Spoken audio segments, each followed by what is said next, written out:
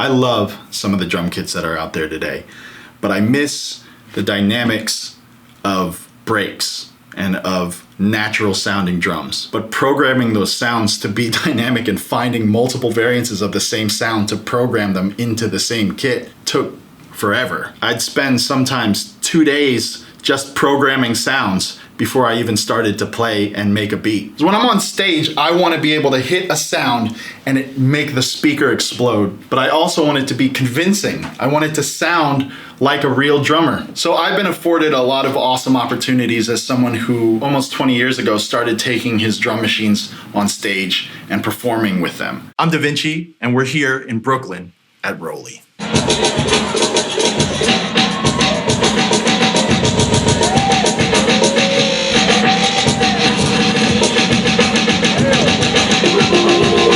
To rub elbows with amazing people that were making the gear that we use today before it was out. One of those companies was Akai. With the MPC 5000, I was able to suggest a feature called Cycle. The way Cycle works is you hit the pad once, one sample plays, you hit the same pad again, another sample plays, and so on and so forth. So you never have the same sound playing 2 times in a row. It makes that dynamism that I'm talking about really easy because you can just program multiple variances of the same kick drum or snare or hi-hat into the same pad and have it switch each time that you play. And to this day, it's still Cycle, and also a feature called Randomize is still part of the MPC series. A guy by the name of Masada, who's an incredible producer and beta tester for the Akai line, started making kits that utilize this Cycle feature called the Cycle Kit. I started using them immediately, and they transformed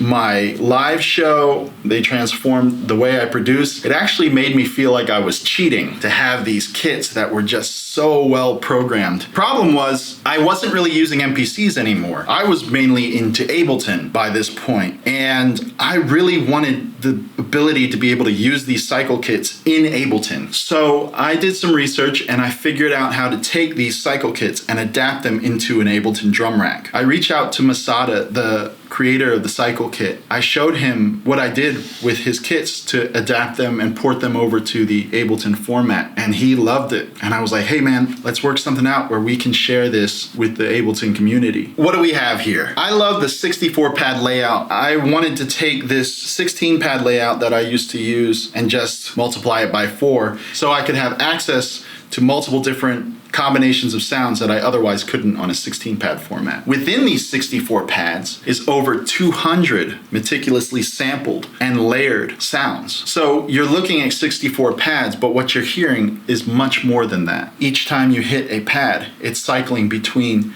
3 or 4 different samples per pad. And I'll show you what I mean by that. So normally, if I hit this sound, that's a kick drum with a cymbal on it. If I hit it again, now it's a kick without the cymbal on it. Same thing with the snare. Now, you can obviously tell it's the same snare, but you can't really put your finger on it why it doesn't sound like the same snare exactly every time I play it. It's because it's a different variant of the same sound. Oftentimes it's just this kind of like subtle nuance that you're not quite able to put your finger on, but you're able to feel.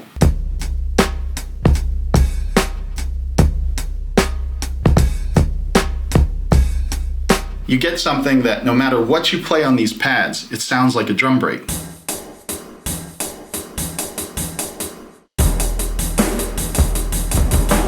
It already makes you feel like you're listening to something a little bit more organic. That's what I love about this. Now, there exists a ton of other really expensive plugins that multi-sample different drum kits in different spaces. There's a bunch of different options out there for me to go mimic a live drummer without having a live drummer, just by using a VST. The problem is there's not any one production tool or sound pack out there that allows you to mimic the dynamism of a live drummer, but still have the sound quality and the surrealism of in-your-face, hard, awesome drum sounds. And these aren't just drum samples, these are also layered, but that snare might also have another layer too.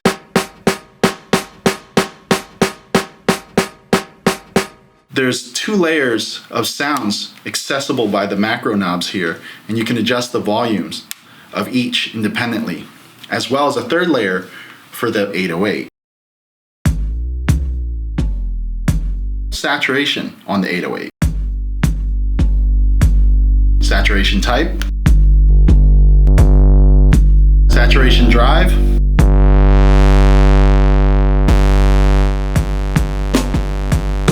And saturation bass.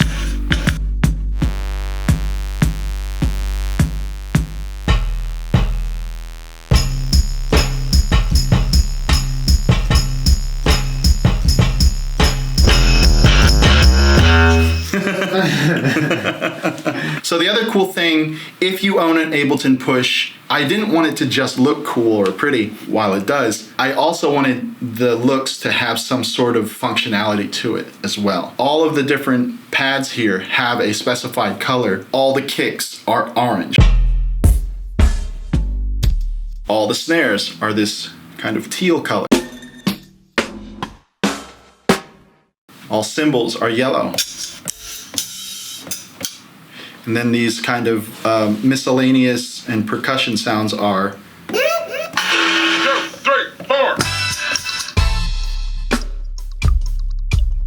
Indicated by the color magenta. It's a really cool layout. It looks cool, but at the same time, it's super functional. So while you're playing something, you can, without ever hearing it, you can switch to a different sound set and know that it's going to work because you know where a snare is, you know where a kick is just by seeing what color it is. They're also laid out in a way where each of the sounds that work with each other are laid out right next to each other.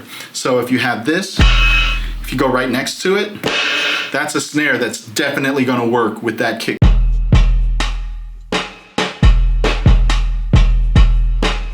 Same thing over here.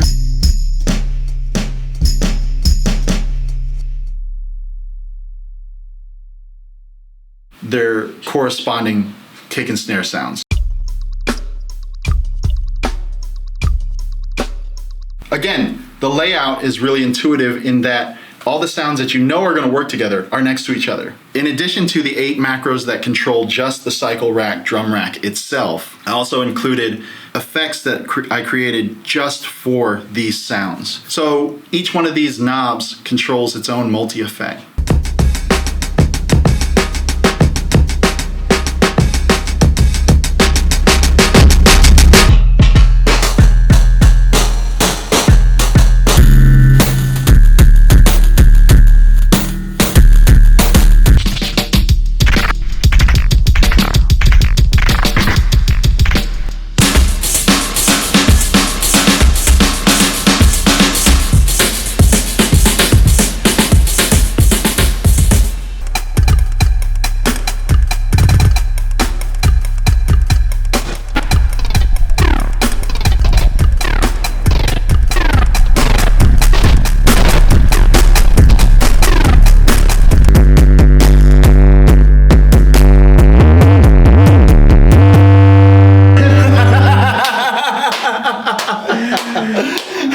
I could go on for days about these. They're really fun to play. I could play for weeks, but just do yourself a favor, check it out for yourself, click the link below, and grab a cycle rack for yourself.